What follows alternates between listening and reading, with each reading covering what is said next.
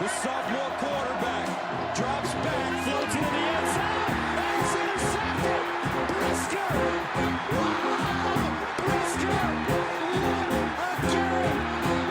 Penn State! Hello, everybody, and welcome to Trading Twos, a Penn State football podcast. I am Ryan Parsons. I am here with Will Pegler, and welcome to our first ever episode.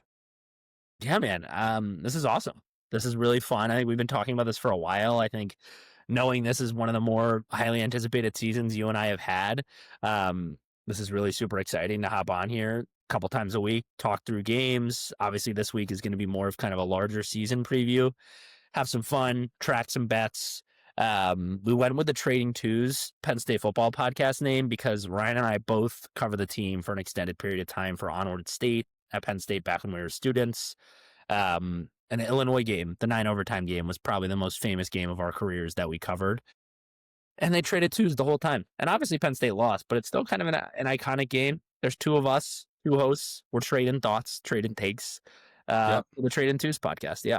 9 overtimes. Who knows how many 2-point conversions they actually converted? I don't remember. Like a million.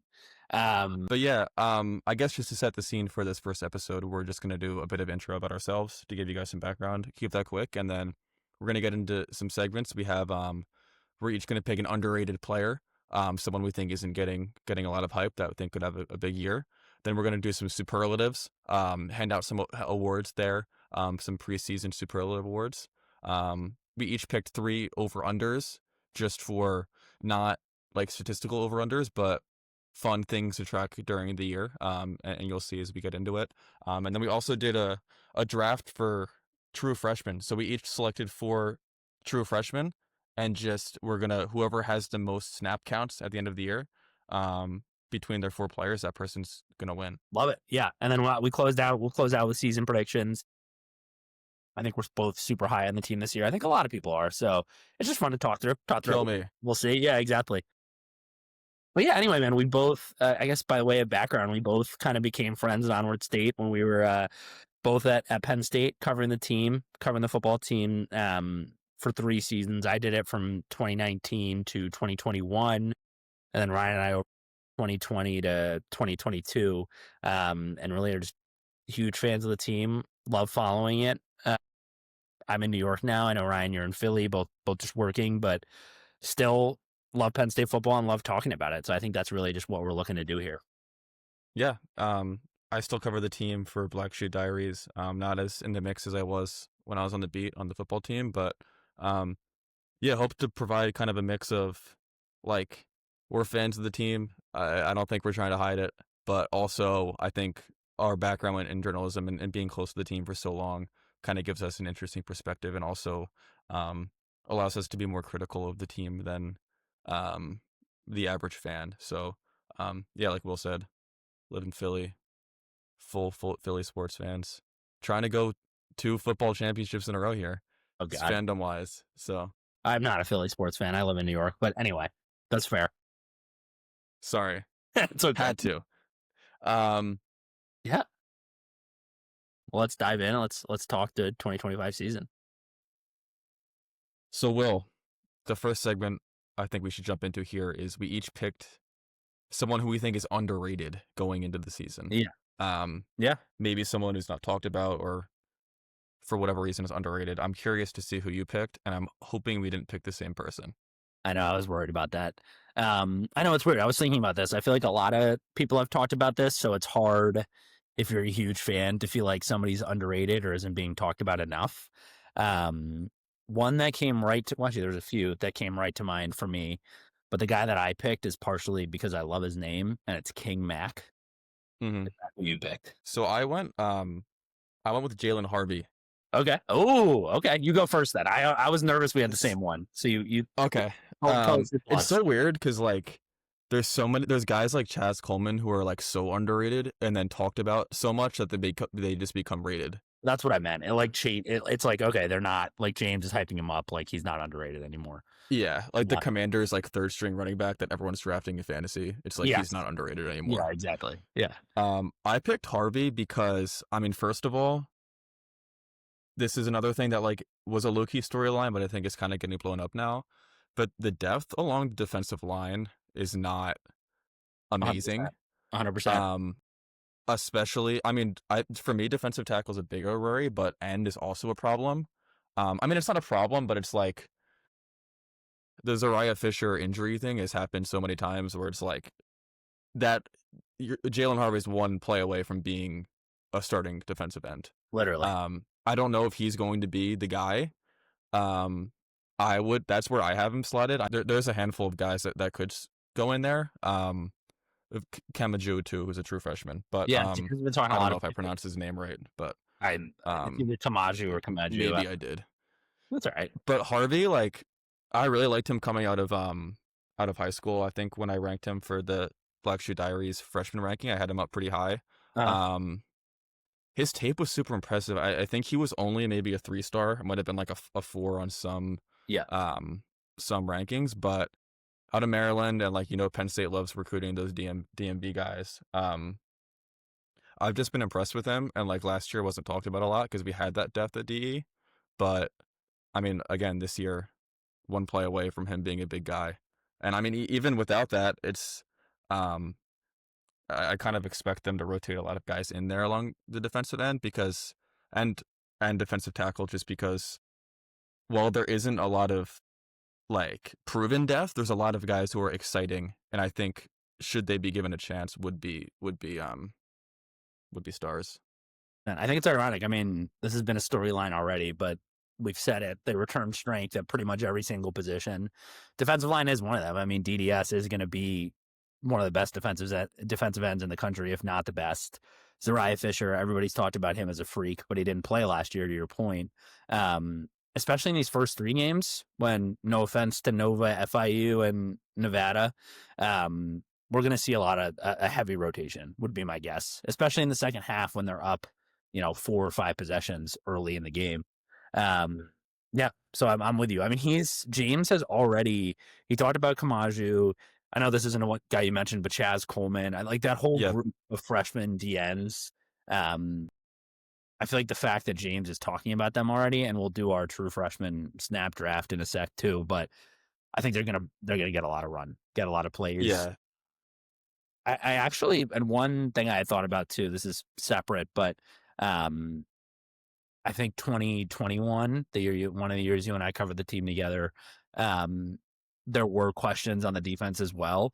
And then Arnold Ebiketie became like an all-time defensive man, not all-time, but a legendary defensive end at Penn State. So you think about a guy like that, who really just kind of rose to the opportunity to be a guy on a historically awesome defense. Penn State always has a good defense, it feels like. So it feels like there's certainly a chance for a guy like Harvey to do it this year. So I like that pick. Yeah, I know Coleman's kind of the trendy pick, so that's why I thought Harvey would be a little underrated. Yeah. I'm curious to say Sorry, go ahead. I was just gonna say I was curious to why you went with King Mac, but we can wrap up Harvey real quick. No, yeah, all good. So I went defense too. It's interesting because I wouldn't say he's the first person that comes to mind as somebody who's underrated. Like, people know who he is. The Alabama transfer was a big deal. I just think the fact that he has that SEC experience, even though he didn't play a ton of Bama, he still got experience as an Alabama football player. I think also even just mentally, like, if he didn't transfer, KJ Winston goes down last year. He's very well starting at safety for almost all of Penn State's season last year. I feel like that kind of gives him a on his shoulder, honestly. I know from everything I've seen, it's probably going to be him and Juwan Lane that are splitting time. I just feel like I think King Mac's going to pull away based on his experience. Alabama clearly saw something in him. I know he was a highly recruited guy coming out of high school, and his name is awesome. So that's it's sick. Part of the reasoning why I took him. I love his name. I mean, how can you not like that? Yeah, I mean, it's the return of the Mac. Like, that's awesome.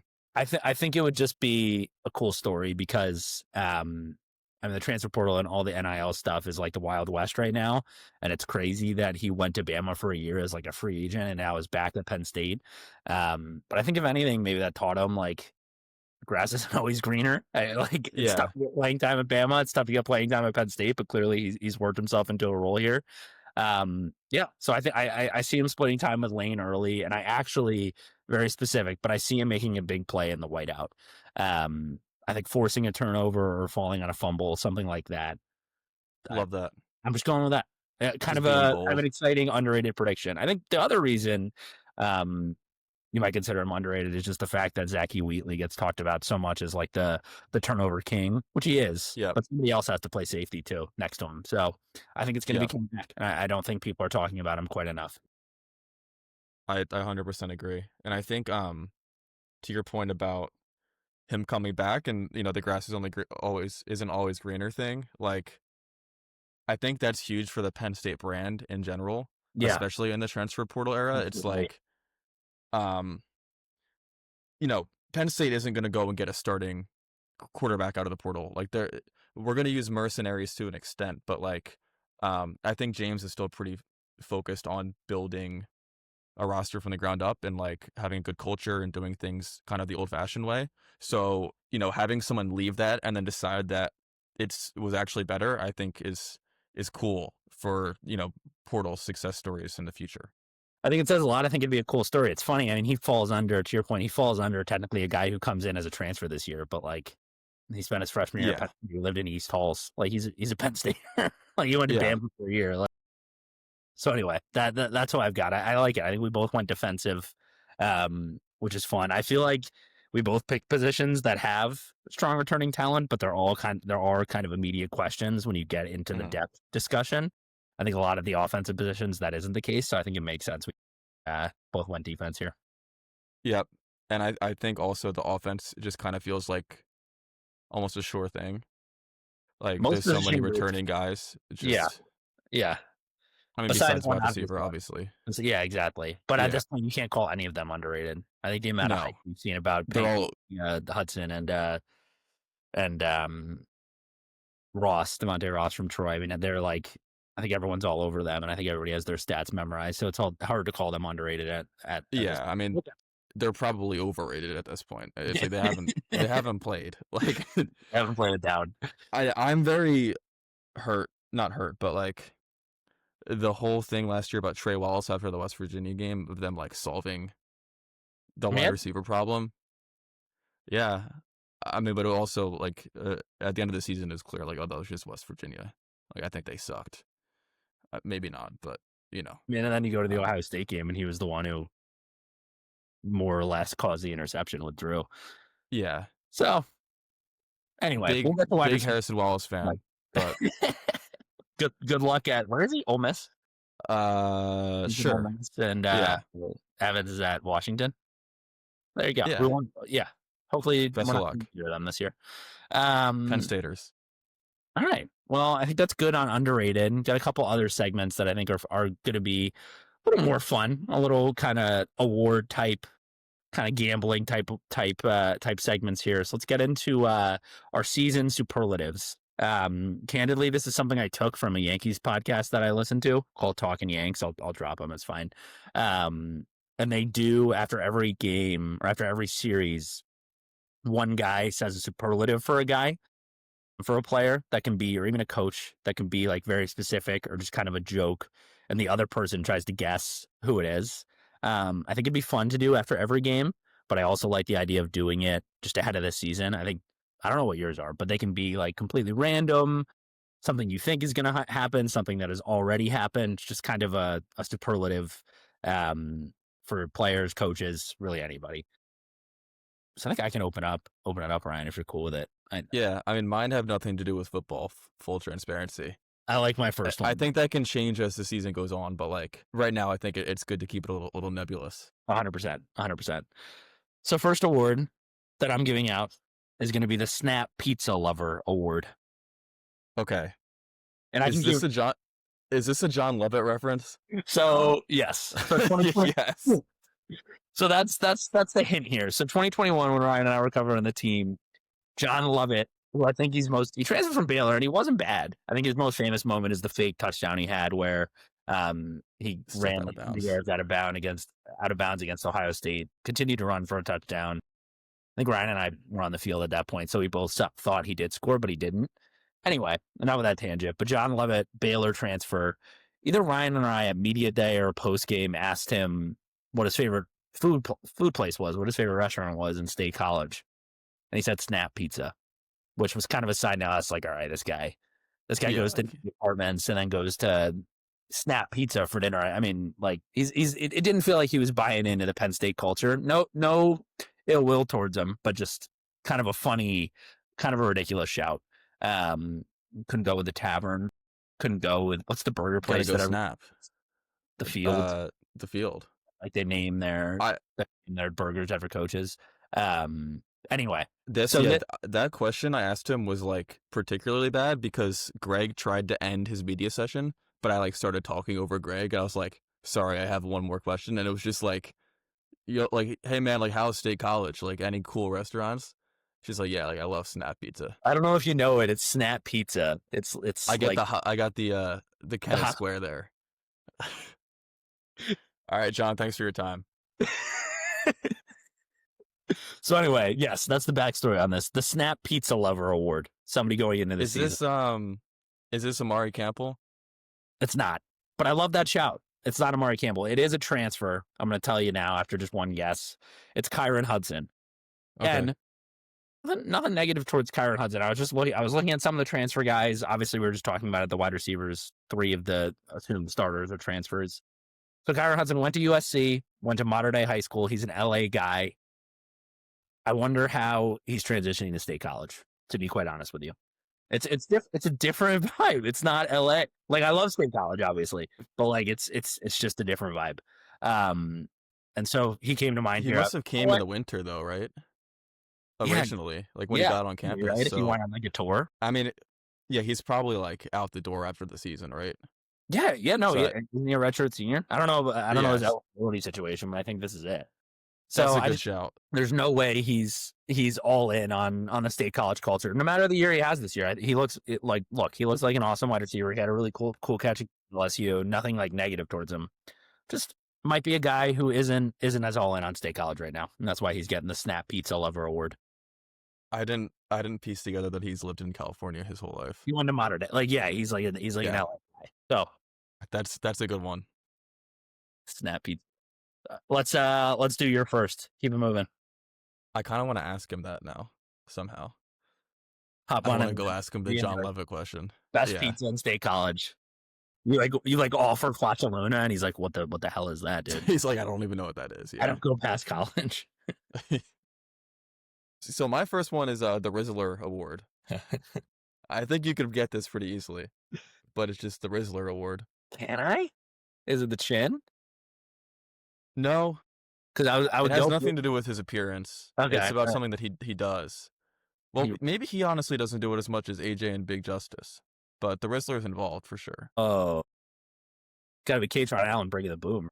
Yeah, you got it. You got it. You got it. Dude, I thought you were talking about the chin. I was gonna go Bill O'Brien with the butt chin. No offense. My God, no, dude. Katron bringing the boom. I hope he continues to do that.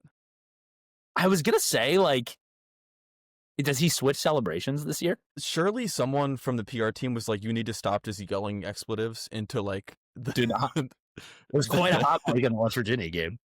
Yeah, I remember during the rain delay we like saw the replay. Well, yeah, we caught up on it on Twitter. Yeah, I love it. The Rizzler Award for Katron. He's probably a Rizzler guy. He's also kind of like a goofy, a little thicker guy. Katron. I don't hate that at all. Yeah, fat man, fat boy.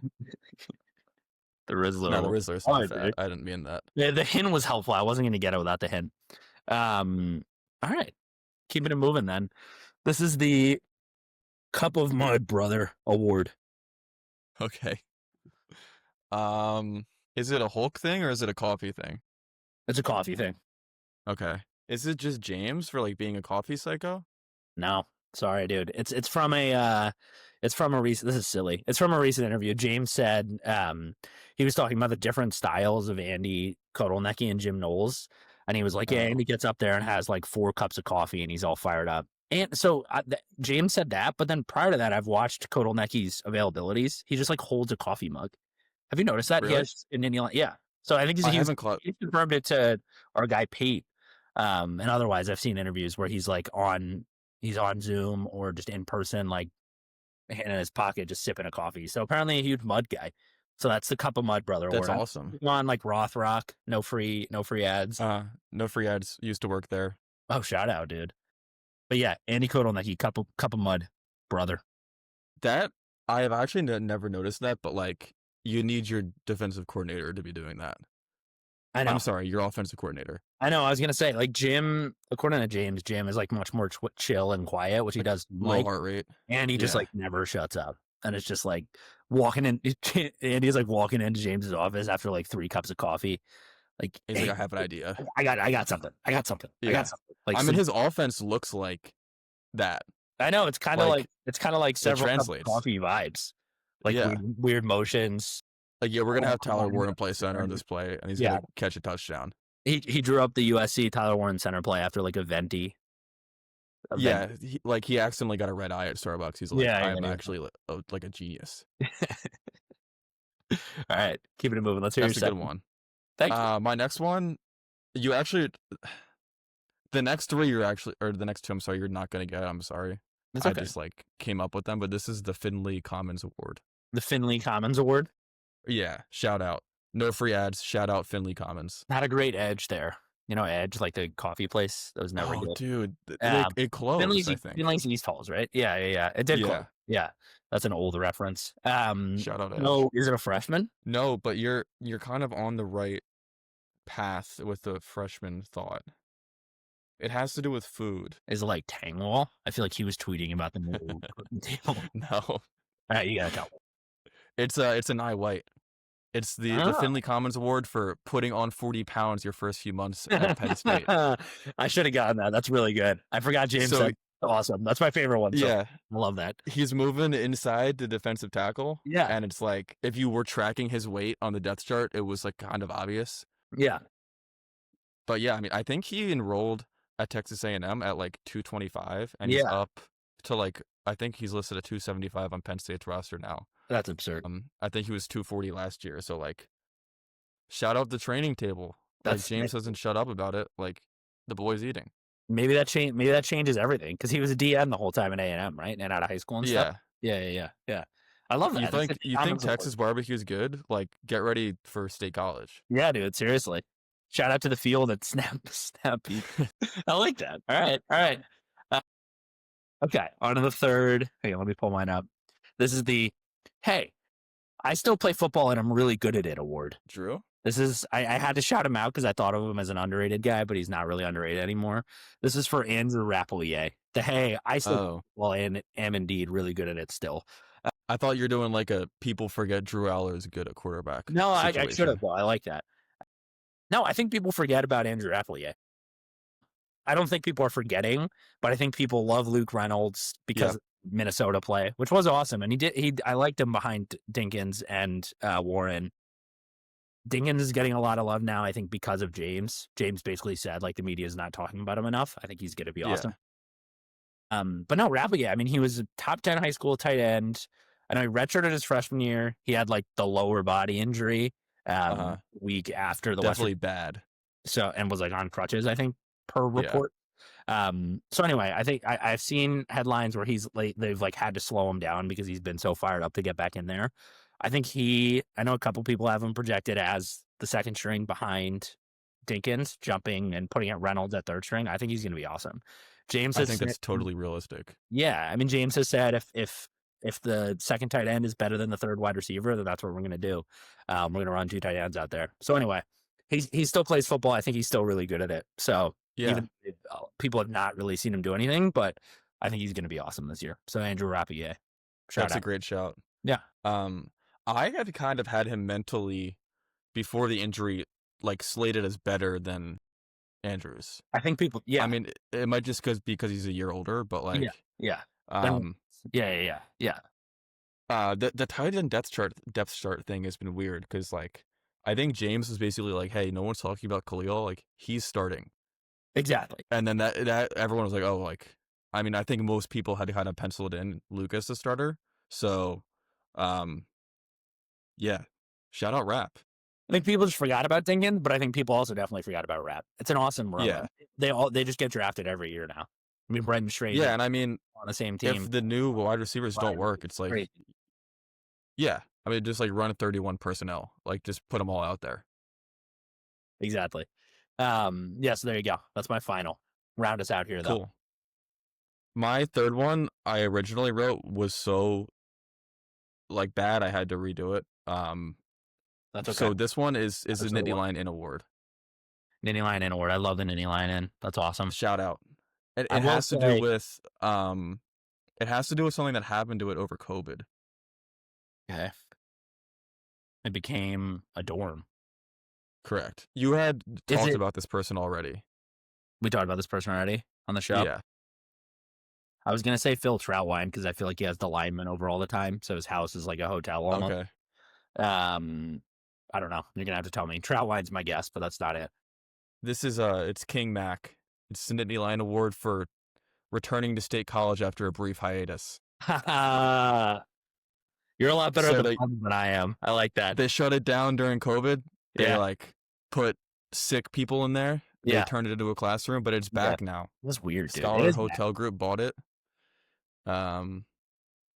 My freshman year, my parents would always stay there, and we would just like watch Eagles games in the bar there downstairs, At, like on Sundays. Triplets. I think it's still called Triplets. There's that, and there's also one called Whiskers. Yeah. Well, yeah, exactly. But they don't do Yeah. popcorn anymore post COVID, which is bullshit. Really? I don't know if you ever had the popcorn. It's like awesome. Just have a beer and some popcorn on like a Sunday.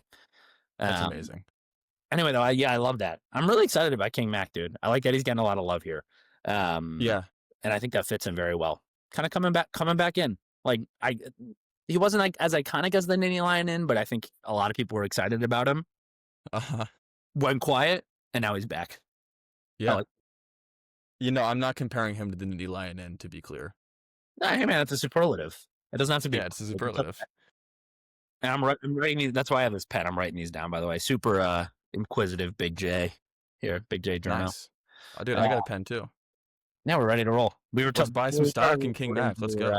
We were talking about typing them out, but I think the typing's way too loud on Riverside. So Yeah. we'll try. If someone we're both buying mics at 10 subscribers, so like we're willing to upgrade our equipment, but like we got to see you guys got to give a little first. Little. It's kind of like a a little ROI.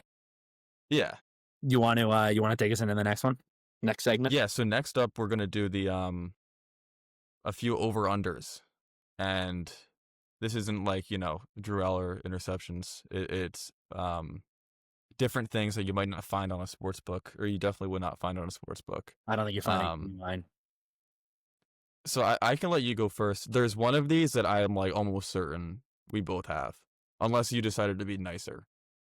Well, I think I can go first because I think we may have talked about this, but maybe you'll disagree with the line I set.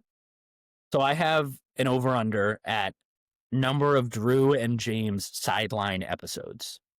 And how I want to define a sideline episode is basically the Minnesota game, which ended up being awesome. But like basically if cameras catch James and Drew and like Danny O'Brien having a moment. Like remember in Minnesota, Drew like threw his helmet down and James composure, like one of those. So anyway, Love that. so that I feel like it happened I think it might have happened at US. The Wisconsin game, he got into it with a fan when he got hurt. How did I forget that? Does that count? Yeah. Because he didn't fight James, but he was like, no, that's a maybe side. it's like Drew/James sideline episodes. Let's call it both. And because I forgot about the Wisconsin one. That was like he like yelled at some kid in the Wisconsin band. Yeah. Like, shut the fuck down. That was like almost a low point of the season. Like I thought it was over. If they lost, that would have been bad. Yeah. Shout out Pribola. So anyway, I have this at 1 and I have this at 1.5. I'm gonna ask you to pick either the over or the under. I have a few games in mind where I think this could happen, and let's discuss after you pick. 1.5 is the line. I'm gonna take the over. Yeah. Like I know Drew has matured more and more every year, but I think at his heart he's just like he loves ball, he loves his guys, and like he's got heart, and like that's gonna turn into moments. Which like we're not saying are bad at all.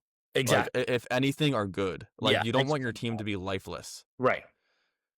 I'm taking the over. Do you have any specific moments in mind? No, I mean honestly, dude, and thank you for saying that because I didn't mean it as a negative. I just meant like stuff that's out, like, you're not like, the cameras will pick up on it and find it interesting. That's all I mean. Yeah, So and it probably happens a lot more exactly. at other teams. Honestly, so my thought is they go to Iowa, and that's Yep. like a basketball court on a football. Like, Yeah. place is so freaking tight. You and I have both been. It is so narrow down there. Like, he might turn around and scream at an Iowa fan. To be honest, Wasn't Saquon doing that in 2017? He was Saquon, like, yeah, he like shook yeah. he like dapped them up after, because he was like, "Thanks for firing me up." They were like, I think there's, I don't know how long. Somebody told me they used to grab. They can reach helmets on the sideline and like take them, hand them back up Yeah. up to the top of the bleachers. So anyway, I think Iowa is one where it could definitely happen. I think at Ohio sure. State has the potential to be a mess. Even if they still win, emotions are going to run high there for several reasons. Yep. And then even, I mean, who knows? Maybe he gets bad sleep on the flight to UCLA. I don't know. Yeah. Maybe like a Nebraska situation. Like, yeah, like I don't know. He hates Rayola. Yeah, so like he could just get on his nerves. He just yells at him. Exactly. I would like to see Drew get in like a fight. I know last year he was like kind of talking his shit, like especially the West Virginia game out of the gate was like setting the tone. But like, yeah, I would love to see like a actual fight, not like where someone fired. gets suspended or injured, but like, yeah, I'd like to see a little scuffle. I don't disagree with that. Like, let's go. Just a little fire. These guys don't like each other. Yeah. Again, not a bad thing. Just fiery type moments between Drew, between James, between teammates. Just fire each other up, yell a little bit. And honestly, if you are at a game and you see something happen that's cool or fires you up, get footage of it and tweet it, and that can count towards Ryan's. And I bet that could count. I'm gonna just like be a hawk trying to hit the over. Maybe 1.5 isn't a good line. Maybe 1.5 is too low, honestly. But that's what I set it at, and you're on the over. So I have it noted. You want to hit me with your first one? Yeah, so this one is actually in the same vein and it might almost count. I was gonna say times Drew cries, which I think the Ohio State game, win or lose, is a lock. Yeah, I think if they go to Columbus and beat Ohio State, I think James might cry. Yeah, like that is going to be an emotional like release, especially Drew going back in front of like all his friends and family in Ohio and like finally winning or doing something a Penn State quarterback hasn't done in almost 10 years. Like, I disagree with that. I'm gonna cry. Yeah, maybe. Yeah. So we'll have eyes on it. But I'm putting the line at 1.5 just because I think Ohio State is a lock regardless. Okay. I don't know if they win on like a game, if he like runs it in Vince Young style and they like win like tears for sure. I think there are situations where they win and he doesn't cry. Yeah. But if they lose, it could be tears. God, I hope not. This is a scary one because there's positive tears and there's negative tears. There's I think national championship winning tears. How sweet would it be to hit that bet on winning that? Hit it at the last. Yeah, I mean, like what made me think of this was after the Maryland game 2021, Jahan started crying just because like his family was there and it was like he just got emotional about how much they've supported him and like he had a huge game. I thought about that. So again, this isn't like a Drew crying because he's like sad. Like it could, it's football, man. I like this. I'm gonna take the over. I'm gonna take the over. He throws in the natty. He throws / runs a game-winning touchdown in Columbus, and he cries in family's arms and James, and then he cries in Miami. Does he cry in New York for the Heisman ceremony? See, that freaks me out because can he have both? I don't know, dude. No, he's not. I know. I don't know. I don't have the numbers off the top of my head, but I know the numbers aren't good for a Heisman winner in the national championship. Yeah, like Burrow and Devontae Smith, I think, or they might have not even won that year. I don't know if they did. That was the COVID year, but I know it's not like it doesn't necessarily lead to success. So I wouldn't be rooting for that. Yep. I could see him cry if he wins Heisman though. So yeah, I might. 1.5 is a good line. I see opportunity. Hopefully they're not negative tears. Yeah, and again, this isn't a negative. Like all of these times he cries, I will also cry probably. Yeah. So like, I'm with you. Yeah. You sure want to go to the next one? Yeah. So we already kind of talked about this, but I did number of boom celebrations for Keyshawn Allen. I said it. So he had 8 touchdowns last year. I don't know if he did it for every single one. He probably did. I set the line at 7.5 based on how he had 8 touchdowns last year. Okay. But yeah, 7.5 Katron booms. I'll let you think through it and make your pick, and then let's discuss. So I'm gonna take the under because I think just because there's a chance he switches it up completely. Yeah, I think that's totally on the table. And it's like, if we're beating Nevada by 4 touchdowns and he scores, like, is that no? He would still do. Is boom worthy? I think it's I think it might be all or nothing. But what if he does something else? Like Cider's gone, it's kind of a new vibe in the room. Maybe Drain inspires like a new Selly. I don't know. Yeah, maybe he's still booming, so I'm kind of with you. But he's got the Rizzler award. He's got to be still booming. I'm going under. Yeah, just to hedge it potentially leaving. Yeah, I don't disagree. A new celebration, which would be lovely. But I do love the boom. I think I'm with you here on the under. I mean, this is your pick, but he had 8 touchdowns last year. I don't think we have any reason to believe he's going to have fewer this year. I think he'll probably have more, to be honest. I just feel like the offensive line is even better. He has another year under his belt. Still, though, I do think I love that we're like analyzing this so seriously, but I think he might switch it up. Senior year, last lap. Maybe him and Singleton have something that like plays off each other. As iconic as the boom is, I like the whole team loves it. I don't know. We'll see. Maybe somebody can ask James on Tuesday, see if he entertains it, or maybe they'll make Katron available after practice. They can ask him. Just ask him. Yeah. Yeah. Love that. All right. What's your second? So my next one is I'm just thinking with Penn State being in the national spotlight here, there's going to be a lot of more national media members attending press conferences. So I'm going to say awkward press conference interactions with national media members. And your mind immediately goes to the Joe Paterno thing where the ESPN guy showed up. Yeah. That guy came to my class. Anyway, sorry. I forgot about that. Yeah. I think I'm going to put it at 2.5. Okay. And I don't know how you define awkward moment, but like I could see a Tuesday session, Rittenberg's in there maybe, and he's just like asking James something stupid, and James like gives him shit. Yeah. Well, it's also, I mean, since COVID, this has all changed because now the Tuesday one especially, like people call it, even the local members call in. It's like an open line. Like you and I could just call in and ask a bad question. Yeah, maybe we should call on us, but 2.5. I mean, what defines awkward? I mean, like this wasn't really a question, but like the post going back to Iowa, the 2021 post Iowa, where everybody claimed they were faking, and James like pulled a statement out of his pants. Yep. That's awkward. That was awkward. It was a moment, but that like something out of the ordinary. Yep. Chuck it deep. You're speaking Japanese to me right now. I think that's awkward. Yeah. So I don't think it has to be national. I'll go. Yeah. Okay. I think local could count. I will go over. I think over 3.5. It's 3.5. I'll stick with it. What did I say? Yeah, I thought you said 2, but I'll stick with it. I'll go over 3.5. Why not? Let's do 3.5 if we're counting a local. Yeah, no, that's fair. Bump it up to 3.5 because it could be anybody. Anybody. I like over 3.5. I think, to your point, there's going to be a lot more eyes on this season. There's going to be people that don't know the team as well. And I think if somebody asks like a repeat question, or if James says, like all the local media knows, if James says it's a long-term injury, like they're out for the season and he's not speaking on it, like somebody might not know that, like different nuance. You know what I mean? I'm with you. So I'll go over. I think maybe it could be post-game, like at a road environment when the Iowa door kept closing in 2020. Yep. We keep talking about Iowa, but anyway, let's go over. I like that. All right. Okay. My last one is a little niche and nuanced, we'll say. And you're going to be surprised by the number I put this at, I think, but this is just, I'm going off the recorded number. Attendance at post Thanksgiving Penn State Rutgers game. over under 55,000 is the line.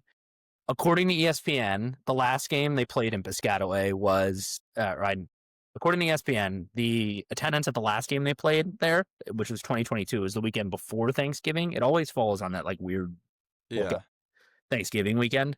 Penn State won 55-10, and the published attendance was 55,676. So I Okay. What's their 55. is that their stadium capacity? Or is it like six? I didn't even I know. was at that game. I think it was nearly a sellout. Okay, well then there you go. So like I'm gonna look it up. SHI stadium capacity. Sorry Yeah. for typing. I know it's loud. No, that's fair. This is research. 52 is the capacity. Okay, there was not. I mean, I guess they count the players. They do it at Beaver Stadium too. They count the players. Yep. Still, if you're doing, It's 2 days I'm- after Thanksgiving too, which I think changes things. But anyway, your call. I'm gonna go under. Fair. Okay. No, I'm going over. Okay. Here's why. Yeah. If Penn State has a chance to clinch something at that game, I could see a lot of local, especially with it being Saturday after Thanksgiving, students might be home in Philly or New York, and they might be like, let's stay home, let's go to this game. Or Jersey people. Yeah, exactly. And if like Rutgers is low-key good, like the game day atmosphere at Rutgers, it's kind of a good time. They got like a boardwalk situation set up. It kind of mimics like the Jersey Shore boardwalk. It was fun. They put the press box, well, they put me outside, which sucked. It was freezing. Don't need to rehash that. I actually have nothing but love for the Rutgers media members and PR staff. But I'm going over. I support Rutgers as an establishment. I support their fans, and I support Penn State fans to back Penn State 2 days after Thanksgiving with a trip to Indianapolis on the line. I think I'm with you here. I think the trip to Indianapolis on the line. I think also the way the schedule is playing out, Kaytron or Nick could have a record on the line. Sure. Like the rushing record, like if one of them could get it, like I think there's a lot. They could undefeated regular season, like that'd be and to clinch it again. Like Penn State fans really do not like, they love beating the crap out of Rutgers, and I think people really do get a kick of that. I think it's a nice post Thanksgiving activity. So I think a lot of you got the local New Jersey people, to your point. I also think Shiano's got his guys playing fairly well, so this might not be a bad team. Yeah. Like in Rutgers like to get fired up for Penn State. So I think I'm with you. I think I'll go on the over with you. I was really surprised by that number, to be honest, but I feel like I'm not good with that stuff. So when I saw that published number, I was surprised from the last game. I did not think I'd find it so easily, but it was right on like the ESPN box score. Yeah. But anyway, I like that. I like the over. I have it recorded. That will be a fun one to track. Because like if Rutgers opens the season 0-3, we're gonna be like, shit. It's like, yeah, like it's over. Might be in bad shape. I mean, I'm penciling in going to that game. It's like, okay, there's one. hop on the Amtrak, like let's go. I love it. All right, you want to close it out? Yeah. So this is gonna be just 0.5. So does this happen or does it not? Over or under 0.5 field stormings. Oh my God. So there's no candidates for a home field storm. Yeah. And Ohio State will do it if they win. I know, So I hate that. and it's that, and then it's, Iowa might do it if they win. So those are the two, I think, like games to watch for this. Like it's not gonna happen if we beat Oregon at home. Like No. I mean, it hasn't happened. that's an Ohio State only thing at this point, I this think. year. Yeah. Well, I'm gonna go under because this correlates with my season prediction. Yeah. I'm gonna go under. I think I've got Penn State beating Iowa and Ohio State. To be honest with you, I do. So Okay. That's it. I don't see him storming the field. And to your point, even if they like beating Penn State's going to be favored against Oregon, they're not storming the field there. I think the last it was even an opportunity was the 2021 Michigan game. There was whispers of it at Beaver Stadium. Yeah. But obviously this year with the they're number 2. There's nobody that's going to come in and be Penn State's going to be that much of an underdog at home. So I'm going to go under. I like that bet though. I like that line because I think it would really only happen once. I don't know, man. I'm going to go under. The but Ohio State thing really pisses me off. Remember? I mean, they do this weird like. Do they do it every? Is it a Clemson? Is it like a Clemson? I don't. Because Clemson's It's like the meet me at midfield thing.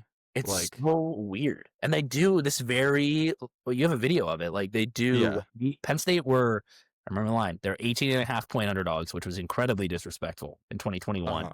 And Ohio State won by like 9. They didn't even cover. And they did this like, remember they did this like very organized, like they were they just opened the gates. They were like getting off a plane. Like they were deboarding a plane. They were like, oh, go ahead. Like all this. Yeah. Like, yeah, I that pisses me off. I do not want to see that this year. So No. I actually have an impromptu question for you though. Yeah. This is gonna be my fourth over under because it just popped in my brain. We're gonna add to it. Over under 0.5 flag plantings in Penn State games this year. If they beat Ohio State, someone's gonna do it. You think so? You think James is gonna? Because just because they made it like a crime. They tried USC. Sorry, go ahead.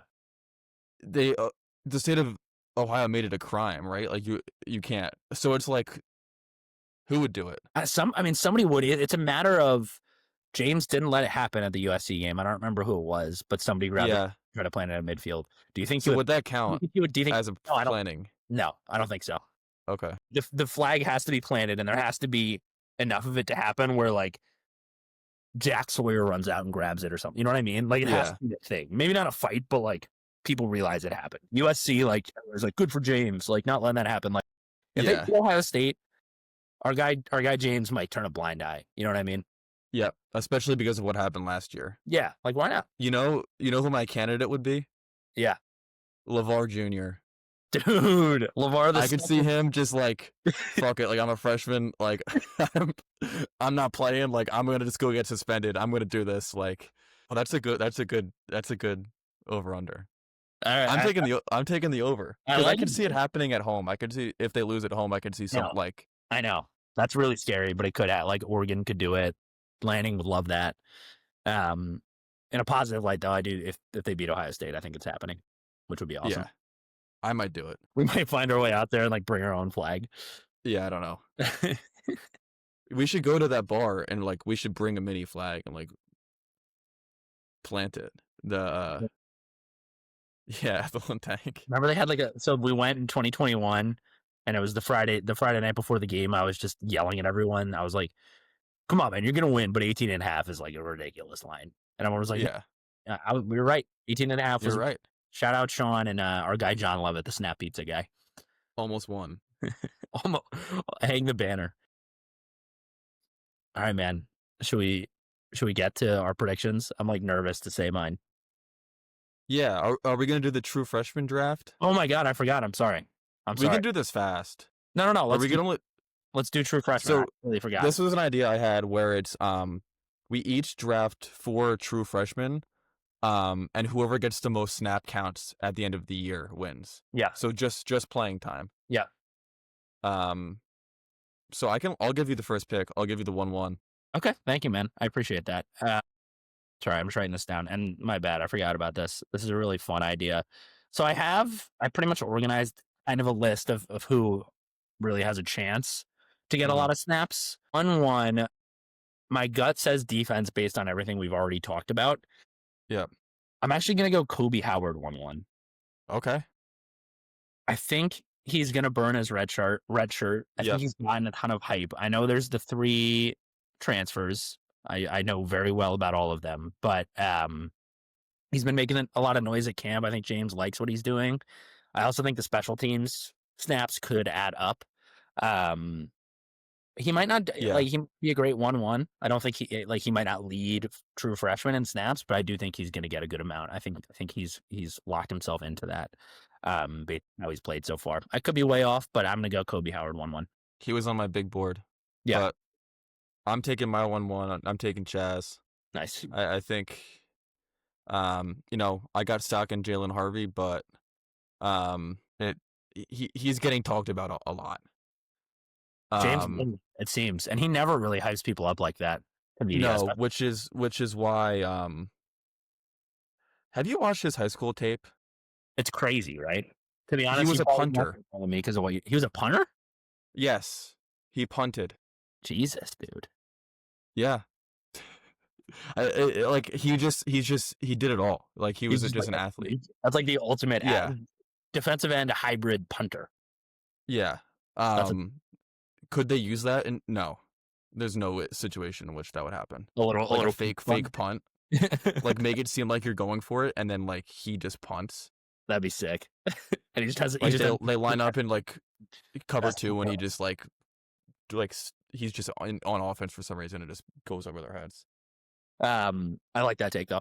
It seems like they have like a crop of DNs that are all going to play a good amount. Defensive linemen. Yeah. I'm with you on that. I like that at 1-2. You want to do snake? Keep it going. Yeah, is that fair? So I'm gonna go Darius Dixon. Yeah. He he went to Mater Day, I'm pretty sure. Really? Oh yeah, he It's did. bad. I don't know off the top of my head. Yes. So I think defensive back is a spot where a true freshman can play. Like, especially if you went to Mater Day and like you're playing against other people who are going to be starters on their college teams. And just with Knowles mixing in the 5 defensive backs, I could see him getting some run. I like So that. I like I'm that. taking him. Mhm. I mean, they love him. He might get the most snaps out of all the freshmen. I think that's a super safe bet. Talk about special teams Yeah, run and late in game run. Like think about these first 3 games. I mean, they're not yeah. like world beater. That's the thing. Like these first 3 games kind of just like ruins this. Like who knows who's gonna play? I know. They like how deep are they going to get? And it's like once you hit the off season, red shirts are gone. So it's like best guy up is playing. Like Exactly in the playoff. Yeah, exactly. It doesn't matter. All right. Well, this kind of big board we have is a lot of DNs because of the fact that there's so many young ones, and I think a lot of kind of question marks once you get a little deeper on that depth chart. Yep. I'm gonna go Kamaju. I think he gets some Okay. run. Kamaju. He's another one. I think you could say a lot about Coleman, about Harvey. You're a guy who's a little bit older. I don't know. I think they're gonna have to rotate guys. I think they're gonna mix guys up, especially late in the Nova game, the FIU game. They're gonna have to they're gonna see who works well in what spot with who. I think there's gonna be a lot of rotations. I think that's gonna add up for snaps. So I like Kamaju, another D Cool. line off the board. Yeah, and it kind of feels like every year the line between defensive tackle, defensive end, and outside linebacker kind of gets blurred. So Yeah, it's just like best pass rusher, like get him on the exactly. field. And that could So it's kind of a coin flip from our yeah. perspective at least. So do you Uh, want to go draft Snake? You get 2 year, or do you want to no, speak more to our no, boy I'm here? good. I'm good. I like Kamaju. Okay. I'm gonna go. I'm between a couple because I really at this once you get to 3rd and 4th round here, you're really It's kind of. like who knows? Should I go name off of name alone here? I'm going to. Yeah, This is just take him, dude. you love this guy. Lyric Samuel. You love. Sorry, I thought you love him. You put me on I to him. do. You're like, no, actually, I won't put him on blast, but you did. You said if Did you watch his tape? his high school quarterback left a bit to be desired, I think was what you told me. Will was his high school quarterback. It was you. Yeah, exactly. That's why I'm taking him. He's my old friend. Yeah, dude. There's low key a lot of true freshman wide receivers who like So many, dude. are super exciting. I mean, it's crazy because it's the 3 transfers and then Liam Clifford and then who? Denmark obviously played a little last year, Tyser Denmark, but then I feel like he hasn't been talked about a lot this offseason. I know he Like, has. I feel like he hasn't come up. Saunders is hurt. which This is hurt again. So yeah, it's gonna be there could be some freshmen quickly. Like one injury. yeah, So I'm gonna go Lyric. cool. All right, I'm gonna take LeVar too. Ooh, that's fun, Um, man. I think special teams is a reason for this, and also, we saw it with Abdul. Like he just played off the rip, and I know they're only going to be running two linebackers out there, but it could be a situation where he comes in and plays defensive end, like Abdul ended up doing at the end of his career, I don't think that's like Micah's doing in the NFL now. Mhm.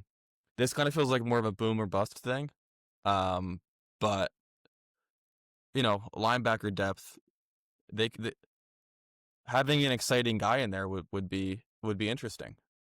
100%. I think getting time late. I mean, I don't think this is something James thinks about, but like how you're up 50-0 on Nova and you put LeVar in and you see the number 11. The fans who are left in Yeah. the stadium would Like let's go. like people might be Yeah. rude. I think not to, compare. I mean, Micah was a 5-star and that was a much different situation, but I'm pretty sure our freshman year and Micah's freshman year, he never actually started, but he still got a ton of snaps. Not that this is the same Yeah. situation here. I don't think he's as ready as Micah was at all. But I agree with you. I think special teams will add up, and also late in these games, like these guys could see time, and you never know with injuries. So I like this play. Yeah, and I am on record at Black Shoe Diaries saying I don't like his tape as much as other people, or think maybe his name is boosting his recruiting rankings a little bit. I think that's fair. But I, if you want, like, there's a lot to be excited about still. Like, that's just me being like a prick about it. That's fair, dude. I'm with you. I think Penn State wants him to play middle linebacker eventually, but like from an edge rusher depth perspective this year, I could see him getting on the field. Mm-hmm. Mm-hmm. I like it. And so I guess I'll round this out here. Yeah. This is like an injury thing, but the best player in Penn State's recruiting class this year was Andrew Olesh, and the tight end room is deep, but like if there's a situation where we're struggling at receiver again, he might get on the field. I think though this is tough because I think James and company will try to get reps early just because he doesn't have a lot. But Olesh might just be a hard to keep off the field situation. He was their highest rated guy, right? You already said that. Yeah. I mean, he looks awesome. He's huge. I mean, I don't know. I agree with it is, and we're in the 4th round, so you got to be thoughtful here. But he is behind a lot of guys. But to your point, like, who knows what could happen? Maybe Andy has some funny formations with 5 tight ends, 4 tight ends out there that he could run out. No, but seriously, I don't like not see it. He could play 0 snaps. Right, exactly. But like that's the point of the game. Maybe he'll play special teams, or maybe they probably want him to burn his red shirt, but he could still gather some snaps here. I like him. He hasn't been talked about a lot, but I like him a lot, and I'm buying stock. He's high on the list for sure. I don't disagree with that at all. All right. So I already have 2 wide receivers on the board. I have a defensive lineman. I was tempted to take another wide receiver. I was going to say, I could like stockpile. I might do that. Try to do that. I could stockpile wide receivers and then like one of them gets, 100 snaps or something. And there's a couple more wide receivers you could take. There's so many in this class. That's why it's like impossible to guess. There's a couple of defensive linemen you could take. I think Darius Dixon is the main secondary guy who's going to get run, and you already have him. Screw it. I'll go Exenor. I'm going to go Jeff Exenor, wide receiver. I've got 3 wide receivers, but like, who knows? Another guy who, with wide receiver especially, they've gotten talent, but it's been the consistency thing that James has always said. You got to think one of these guys is going to be consistent, right? Just take 3 of them. So I'll round out. I've got 3 wide receivers. I've got Exenor, I've got Samuel, I've got Kobe Howard, and then Kamaju is my 1 defender. That's how I'll round it out. I'll add wide receivers. And then your team is Chaz Coleman, Darius Dixon, LeVar II, and Andrew Olesh. So you went defense heavy. I like that. That's going to be fun to track. I guess I did go all defense. No, we got Olesh. No, I went Olesh, yeah. I went 3 offense. I kind of like how we did that. You went defense heavy, I went offense heavy. That'll be fun to track. We're definitely like forgetting someone really obvious, so like apologies to that person, but apologies to the fans listening and to that guy, but there's 110 guys on this roster, so give us a break. I'm surprised, not surprised, but I feel like I would have taken Alton instead of Exenor. I know. I don't know, man. But it's like, who knows? That's kind of how I feel. They don't do a depth chart anymore, so like, who actually knows? I don't know. I like Exenor. To be honest, I don't have a lot to expand on it. I just think he's one of the wide receivers who seems good. But I like Otten too. So who knows? Otten would have been my 5th pick. You didn't take Beckham Kritza? Dude, I had him written down. That if Beckham Kritza is getting a lot of snaps, something happened. We're having a totally different conversation. Yeah. Nothing against him, but I mean, a lot has got to go wrong for Beckham Kritza to get serious run in a game. Yeah. Quarterback factory. Yeah, exactly. All right, should we get into it, dude? Season predictions? Yeah. I'm like nervous. Can I say something? Like, last year I was listening to every podcast I could. I was like begging someone would pick Penn State to win anything. This year I want nothing. I don't care. Like, let's play football. Yeah. Like, is this what being an Alabama fan is like? Like, it's just like, yeah, you're probably going to win the net. Like, I don't know. It's a scary conversation. It feels like it's all when people are like predetermining you're going to make the playoff. It's just about how far you go. Feels Exactly. very foreign as a Penn State Yeah, person. it's a scary thought. Like they're just like, okay, Yeah. when we get to the playoff, when we get the first round bye, when we like it's I don't know where you draw the line on that. I'm with you though. I mean, like people can throw their predictions out there. I've seen pretty much. I feel like I've seen them all of them across everybody on the beat. Um, I do. I can go. I have thoughts, and I kind of have a funny one. Go. If you're cool with it. All right. So based on what I said earlier, no field stormings. I have them going 12-0 in the regular season. I think they.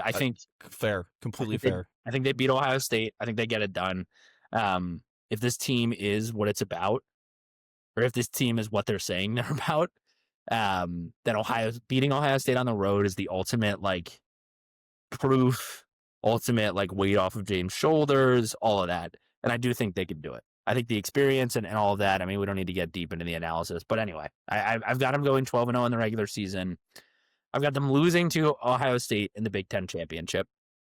I think beating Ohio State twice in a row like that within like multiple weeks is very, Impossible. very hard. Yeah. So You might not even want to. what's that, sorry? Like, if you beat them twice, and then it's like, all right, if we see them in the playoff, you It's can't like- do it 3 times. Exactly. I'm Yeah. not going for that. And then just keeping it moving. So I've got them 12 on the regular season, losing to Ohio State in the Big Ten championship. With that, Penn State still gets the first round bye. They're the number 4 seed. The top 4 is Georgia. I think after all the SEC talk, I think they're going to remind people that they're Georgia. Clemson 2. I think Clemson kind of waltzes through a kind of weak ACC and wins the championship. Ohio State at 3 because they're, what are they? I guess 12-1 with it, or 12-1 Yeah. Big Ten That's championship. how it would shake out. Yeah. And then Penn State at 4 because Big Ten runner up, and you're not going to get penalized for playing for your conference championship. Especially when you have a win over the other team already. And then I've got them seeing 5 seed Notre Dame in the quarterfinal, avenging that loss. So who do you have Notre Dame beating to get there? I have Notre Dame beating whoever the 12 seed is, and that's Tulane. Okay. Tulane. I have Tulane too. Oh, really? Let's go. Yeah, let's go Green Wave. And then I've got Penn State seeing Georgia in the semifinal and beating them, avenging the Big Ten, or not even avenging, furthering the Big Ten over SEC argument.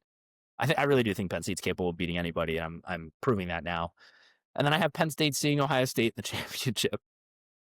And I've got them beating Ohio State after an ultimate back and forth season, and the national championship is really the ultimate, like, all cards on the table. Let's see what happens. And it's a Drew cry. It's a James cry. It's a me cry. It's a you cry. It feels like a collision course. It does, right? Yeah, I mean, it kind of did last year for a second. Yeah. So not to take away from your prediction, but like I keep having this thought that it's like you could lose to Ohio State 3 times this year. I know. It's really scary. But that's impossible. Like that can't happen. But it's also like can you beat them 3 times? Like That's my thought. That's my thought with the Big Ten championship thing. I think Penn State and Ohio State are clearly the best 2 Big Ten teams. I think they'll like beat up on each other. I don't think Oregon's bad, but I don't think they're nearly as good as they were last year. I think Penn State's going to kind of take care of them, to be honest. Do you have them in the playoff? I do. I have them making the playoff because I think they go, at worst, they go 10-2. I'm blanking out who their other hard game is. It's us, and then I think they go to Iowa, so that's tough. But they could go 11-1. Yeah. And just miss the Big Ten championship. Actually, if they go 11, geez, sorry, we're going down a rabbit hole, but that could be a crazy tiebreaker. Anyway, we don't need to get into that. That's my prediction. Yeah. Hit me with yours, Ryan. Okay. So I can't pick them to beat Ohio State in the regular season. That's fair. That's fair. Like I kind of told myself a few years ago, like this is officially, I'll believe it when I see it. Yeah.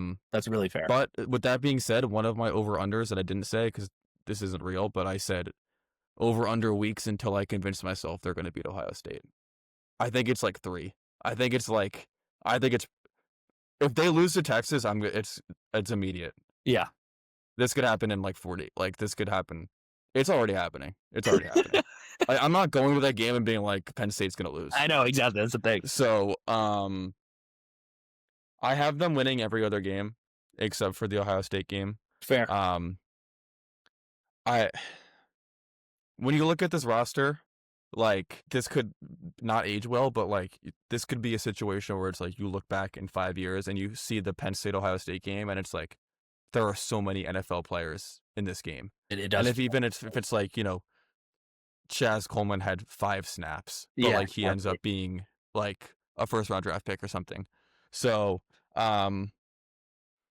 yeah, I have them winning. I have them losing to Ohio State in the regular season. I have them seeing them again in Indianapolis and finally winning for would be, I think, the 10th appearance without a win against Ohio State, because 9 would be this year. Jeez. And then 10 so magic number then. yeah. So that I have that making Penn State the number 1 seed. Okay. I just think it's like I have Penn State and Ohio State too. I don't know how realistic that, like, once you start thinking about how that would actually happen, it's like, It could though, man. who knows? Who knows? But They're both. I got Clemson at 3. Okay. It's like, there might be a situation where Clemson runs the table and the ACC maybe loses a game, and it's like Penn State and Ohio State just play each other so hard, and it's like these are the 2 best teams in the country. I don't disagree. That's crazy. And then I got Notre Dame at number 4. Wow, no SEC. No SEC. I think they're not being talked about enough. After, yeah, like they could have won the national championship last year. I And know. it's like, I know they lost their quarterback, but it's like, was he the reason they were good? No, that running back is awesome. Love. Yeah. I don't disagree with that. Love hurts. Yeah, whatever. So that sets up my top 4, and then I have Penn State seeing Illinois in the quarterfinal after they beat Iowa State. That's fine. Iowa State, only Power 4 team with a win right now. True. As we speak. And then I have them beating Illinois. Okay. And then I have Texas beating Notre Dame and Penn State playing Texas in the semifinals. And then, of course, I have them beating Texas. And then I have them playing Clemson at the national championship and winning. That's a much more fun path than mine. Well, it's a much more diverse path. That's basically the only reason I did it is just because I can't. The Ohio State 3-time thing can't happen. Yeah. That can't happen. That's terrible. It can't. It will. It's gonna happen. But it can't. We're gonna waffle on it quite a bit, but I also think Klubnik is the most mature quarterback in college. He's the most I know Klubnik. I mean, I don't know. I could see him having a very handsome season, just an efficient. Man, I think it feels like it's him and Drew. Yeah, I know Nussmeier is awesome. I know Sellers at South Carolina is good. I think it would make Flagway. 2 of the top quarterbacks meeting. Dabo and James in a championship would be hilarious. I think they have plenty of people that do not like them across the national landscape. I think Paul Feinbaum would lose his mind. It would be crazy. So I think that would be super fun, and I will root for that just as much as I'll root for a Penn State Ohio State championship, assuming Penn State there. But to recap, we both have them winning. Yeah, it's scary. But I'm gonna get on here and say they're gonna lose to Clemson in the national championship. No, dude. I mean, it's the most highly anticipated season you and I have had in our lives. And if we don't think, if this team doesn't do it, then it's kind of hard to see when they're going to do it, to be quite honest with you. And something that's coming to my mind now, I don't know if I should say this, but Penn State, James Franklin beating Dabo in the national championship and becoming the first black head coach to win a national championship against Clemson would be a storyline. A huge storyline. That too. I didn't even think about that. Him and Freeman in the mix. That's kind of a rivalry, I think, now. I think they both kind of want that to happen. Yeah. I think, they were they had a cool moment after the game, but then people were weird about like James called him young or something, and people took that as an offensive thing. I think that was I think taken there's a out of lot of context a respect little there. bit. I mean, I do I not do too. name personally, but if James and Marcus Freeman are good buddies, then good for them. No, but I like that though. I like that prediction a lot. I think that's really fun. I'd love to see Illinois. Yeah, I think that's a good. That would be kind of a stressful game, I think. It would. Last year, the regular season game was. Yeah, I think they might be a good football team, Illinois. That freaking head coach, what's his face? Bielema. Brett, Yeah, he's yeah. a beast. He's been around for a while. As long as he's their head coach, I'm like, this guy, like, that's a football team. I know. That's a program. It's like Yeah. reminds me of Pittman from Arkansas, Yeah. to be honest with you. All right, man. I think that's a good spot to kind of like close things out on episode 1. You've got our predictions, you've got our over-unders. We can kind of track them throughout the year, and yeah. All right, Will, let's wrap up the show here real quick. We got a little bit of a Nevada preview just to kind of wet the beak for the weekend. Yeah. You ever been to Nevada? No, it's not on my list either. Well, I want to go to Vegas once, but yeah, we should go to Vegas once. Grand Canyon, right? Or no, that's in Arizona. That's in Arizona, dude. Jesus. Yeah. I mean, Mountain West, but yeah. So yeah, I mean, we discussed this, obviously jumping back in just to kind of finalize things for the week. This being our first episode and kind of combining a couple things. Obviously, you know, James has updated like depth chart stuff throughout the week and things have happened, but we're kind of, so this is a little bit us in the future on this one, or maybe in the past. I don't know how, but anyway, we're just talking, we're talking Nevada specifically. Yeah, man, I think the spread is like 40.5 points right now, something crazy. But yeah, I think Penn State's going to crush Nevada. That's my prediction. I think they're going to roll. I know people are talking a lot about Chubba Purdy, who's like a mix of Chubba Hubbard and Brock Purdy, kind of a crazy name. He's their 6-year quarterback who's been there for a while. Guy's been everywhere, Florida State and Nebraska, which is confusing because he went from Nebraska to Nevada. I know Tangwall dropped a preview about him, but yeah, no, I don't think Penn State's going to have an issue, I guess is long story short. No, I think Penn State's number one objective here is like leading by enough points at halftime where the second half, it just turns into a practice. Right. And I think a lot of the guys, the exciting thing for you and me is what we talked about earlier, but some of these freshmen that might get some run. I know there's been some things said about them and there's been more clarity about who will actually play, but a guy like Kobe Howard or a Chaz Coleman or a couple of the guys that we drafted could get some run. So we'll have an update, I think, fairly quickly on our snap count draft, which is cool because I really like that. That's a fun little thing to track. Yeah. And I think James specifically said he wants Chaz to play 30 plays. Yeah, he did. Which is like... He just said that tonight. Yeah. An interesting number to put it at, but like that the other thing was reportedly, allegedly, I wasn't there. I'm in Philadelphia, but Zariah Fisher wasn't at practice. Yeah, I saw you sent me that tweet. I know that was kind of like the main thing coming out of practice tonight, besides Jay Paterno giving somebody a call, which was crazy. Yeah, do you want to talk about that? Yeah, sorry, I just completely changed the subject. The Zariah Fisher stuff is interesting. I mean, considering he's supposed to be the second best D end, like, I mean, it's Deny, and then it kind of is unknown because Zariah is supposed to be good, but we don't know. And him not being at practice is weird for sure. Maybe that has to do with James, maybe Chaz, or maybe James giving the specific number to Chaz Coleman was kind of his way of, I don't think so, but maybe it was his way of hinting like, yeah, other guys are going to get run because Zariah's hurt, or I'm speculating. Who knows? Maybe he was. Yeah. Was wrong. But I mean, given his track record with injuries, like, I don't think anyone would be surprised if he's banged up, but also it could just be like he had an exam, or like, probably not, but like someone missing practice isn't always a big deal. Stuff like that. I mean, there's weird stuff. It's caught like they are students still, so there could be something else going on.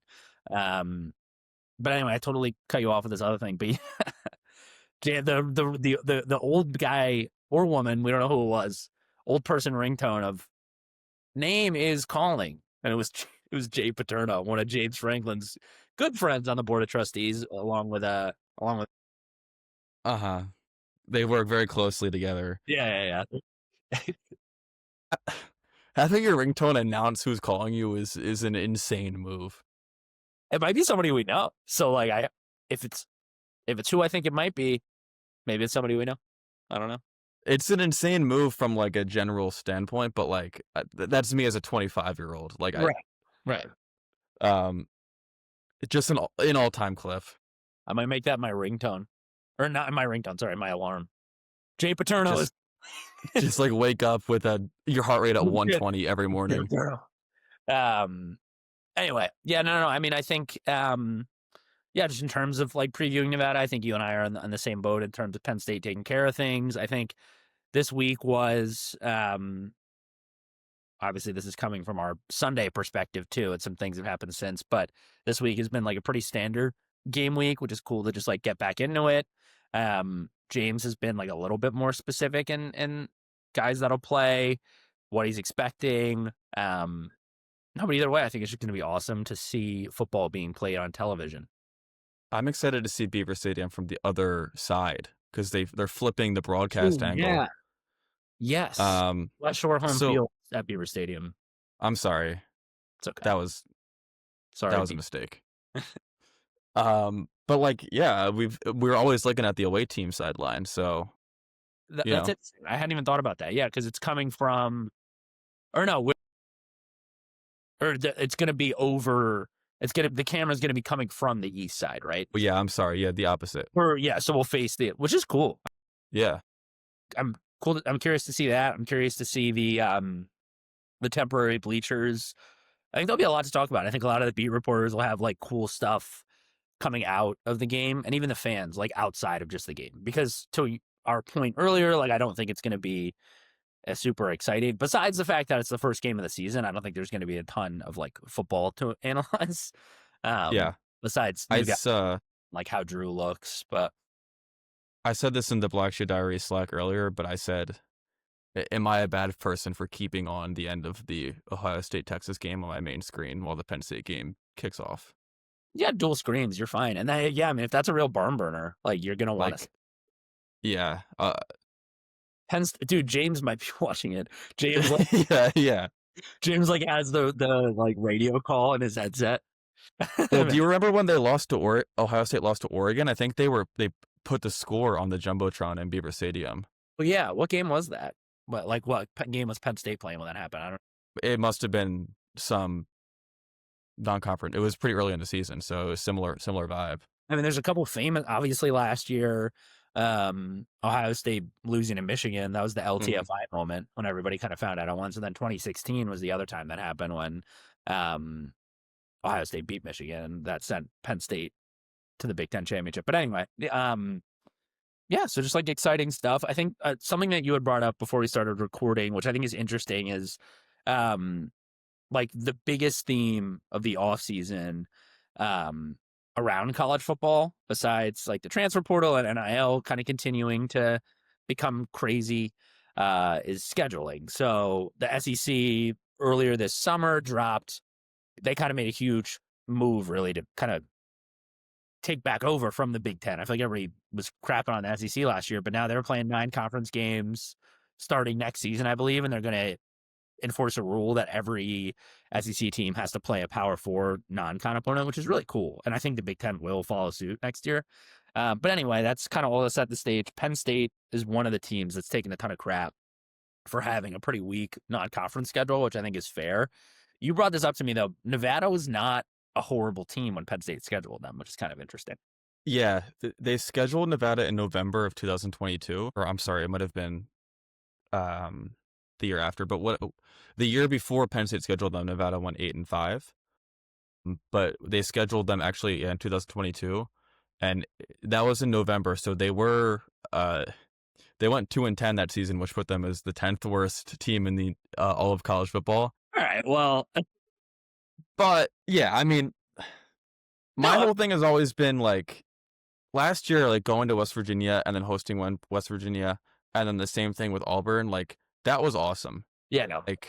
Despite, I mean, Penn State won all 4 of those games, so it's easy to say looking back. But in 2021, if we lost to Auburn, it wouldn't have made a huge, impact on the season, but I think people would have traded the experience of having them come here and Yeah, having, it's almost like an exchange of cultures between Big Ten and SEC, which I thought was very cool. agreed. Agreed. And I hope that the Big Ten implements something similar to the SEC with having to schedule a Power Four opponent or Notre Dame, which, I mean, it just from I guess it's a little bit of a selfish thing, just because I think it would be cool to visit different college towns and see different teams and things like that. And especially if they go to 16-team playoff, like you can, if I you know. like lose to Virginia Tech, like that's might be fine. There's so many cool opportunities, and I think just open like to the main point. I mean, Nevada's not like a high level opponent. I don't think they're as bad as people are saying. I guess is my take. Or they weren't great last year. I know that, but I don't think they're like this Like I don't know. It's a week 1 non-conference opponent. FIU and Nova are also ridiculous. So Penn State's got a crazy week non-conference schedule. So it's exciting to think about getting back to some of those old rivalries like Pitt and West Virginia. Like Notre Dame would be rounding out the trifecta of like older 80s Penn State fans wanting retro rivalries. Like those are like kind of the big 3. I don't think Penn State has ever played Virginia Tech. They were supposed to start 2020. That might be wrong, but they don't. They haven't played in a long time if they have.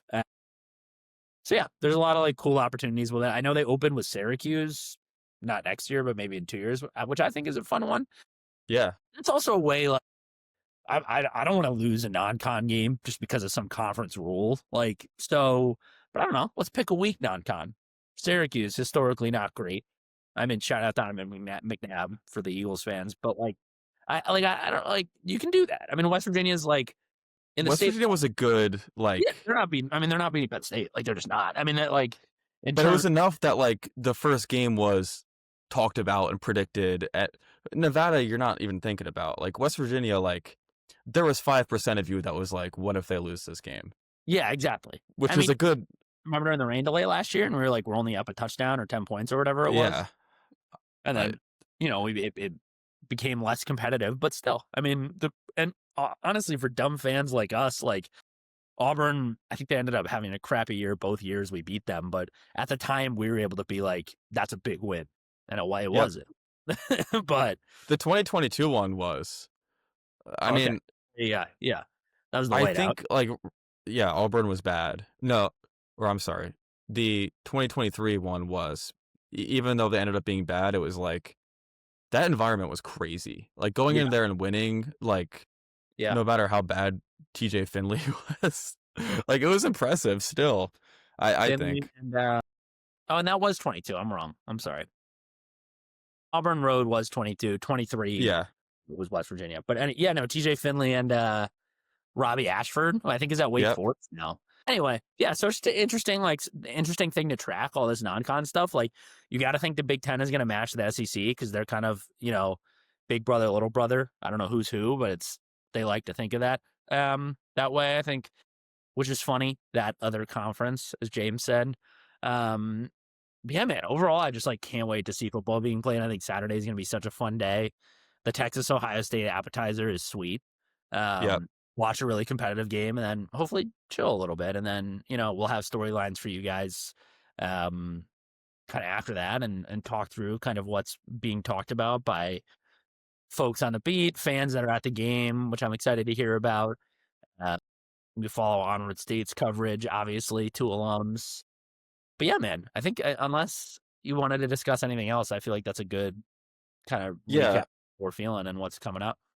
I was just curious about the 2 things or a few things you are actually going to be looking for. Like I have a few things in my head, but this is really so I'm no football X's and O's expert, but one thing that has been talked about a little bit is Jim Knowles sat down with Drew Aller and they talked about the Ohio State game, and Jim gave him a scouting report. I'm sure they talked about a million things, but Jim he told Drew that he leaves too much air under his deep balls, which I actually had noticed. Remember the Amari Evans deep shot at the West Virginia? That hung in the air forever. I don't know if he's been criticized for that, externally too. Objectively, you got to think that gives the cornerback more time. Oh, I mean, if these new wide receivers are able to just like blow by Nevada DBs. I'd be interested to see like how does his deep ball look? He's got such a strong arm. Like how does it look? Like is he putting it on the money, Yeah. float? Like because you can kind of tell on the broadcast when the ball's hanging in the air. That's a super specific one. It kind of gets into the minutia stuff, but I'm interested to see that. I hope we see a couple deep throws for Drew before he's pulled in like the early third quarter, late second quarter potentially.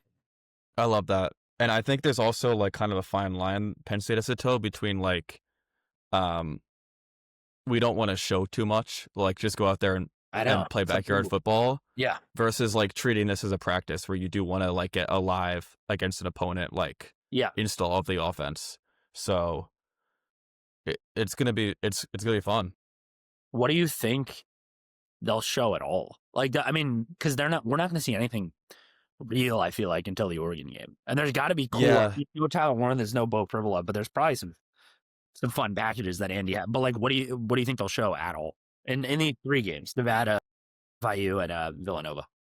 I think they'll show like from a large part most of the stuff. Like we're gonna know if there's like a gadget guide similar to Warren last year. Like I think hiding that for 3 games is kind of unwise because like you can't just show up to Oregon and try to do it. Yeah. I think we're gonna figure out if they're gonna try to work in Grunk or I think Smolik would be a better actual candidate to do like a running situation. Yeah. Like Bo did last year. But I think some of like the smaller stuff that like the casual fan wouldn't notice, they might hide, like especially on defense, like, they might just run pretty vanilla coverages and packages, but I think on offense it's kind of only so much you can hide. Yeah.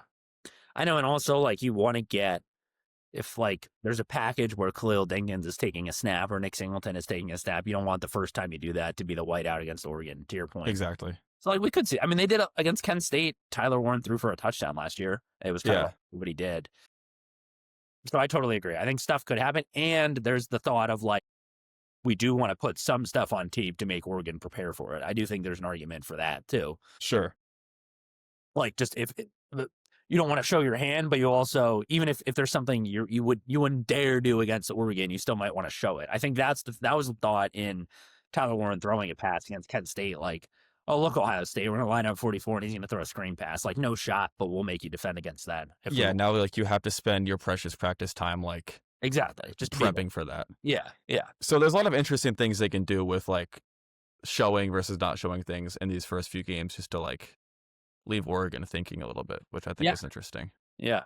It is so weird how this season is laid out because I feel like, I don't know, I've thought about Penn State football every day since the Notre Dame loss, and now it's the season's here, but it also feels like the Oregon game is already here because that's all we're going to talk about for the next month.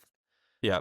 I mean, I like no disrespect to the 3 programs, and hopefully I'm not eating my words, but like, yeah, I mean, you got to think Penn State's going to roll through each of them. If they don't, it's like we can just cancel the podcast. Like we don't like we deserve it for trying to start a podcast. Yeah. So I guess my one thing that I'm looking for in this game, I mean, I think if Zariah Fisher actually isn't playing, whether that's just for preventative reasons or like he's actually hurt, like I think that is a good opportunity, almost a silver lining to get guys like Coleman. But then in addition to that, Jalen Harvey, Malachi Williams, Kamaju in the mix.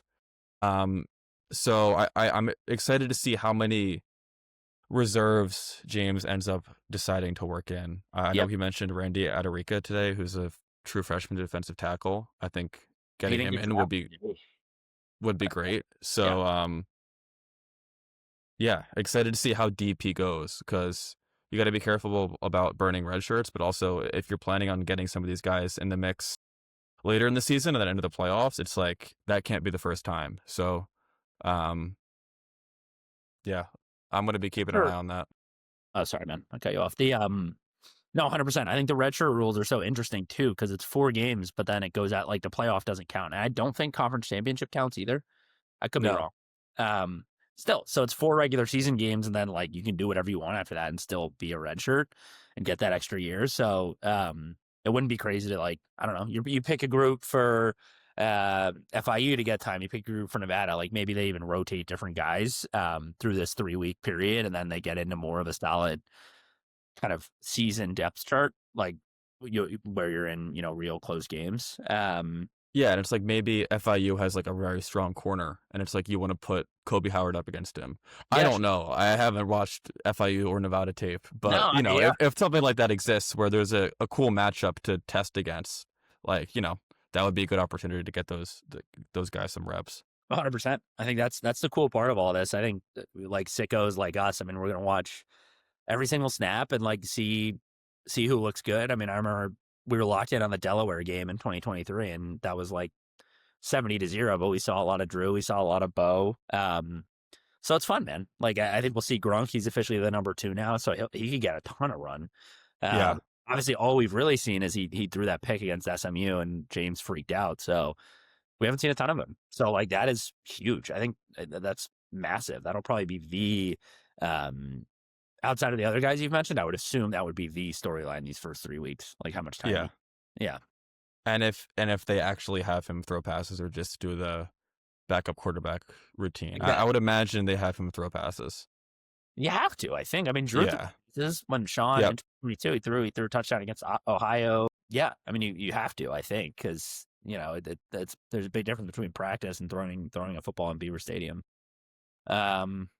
Yeah, I don't think I have any other like huge takes. Just excited to watch. We'll probably both be tweeting takes or, texting several people throughout the game. But yeah, just excited to get going.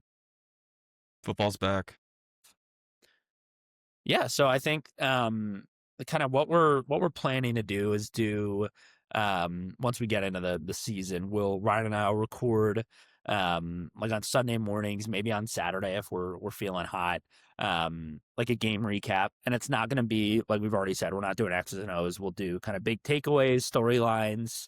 There'll probably be a lot of storylines and vibes from these first 3 games, and do that. And then I think similar to what we're doing right now, we kind of packaged it into one episode, but we'll have a second episode after that game recap. That'll be sort of second half of the week. Game preview, what we're looking forward to. We'll probably use that episode to check in on like some of our preseason segments. So like our funny over-unders, our random ones, our true freshman snap count draft, like stuff like that. How many booms we're getting from Katron. But anyway, yeah, like two episodes a week, early week episode, late week episode, and should be on Spotify and I think everywhere you listen. So we'll send it out to friends and anybody who wants to listen to us talk about Penn State football. Yeah, buy stock now. We're fun guys, man. Like we're chill. We just love Penn State football. That's all I really have. Yeah. I mean, if people are, I think this is something we've mentioned before, but like we have some connections with beat writers or like other big fans. But if people hear this and want to come on and talk ball with us, we'd be more than happy to. I think is the other piece of this. Absolutely. All right. Well, I think that's a good spot to close things out. Thank you guys for listening in on our first episode. We ran you through some over-unders, some season superlatives, obviously the true freshman snaps, and then of course our predictions as well. We'll kind of be tracking everything throughout this year and talking about them throughout the season. I think that's all we've got right now, Ryan, unless you have anything else to add. Just please like and subscribe, give us some love, and share this with any other Penn State fans in your life. Thank you. See you guys next week. Or this week.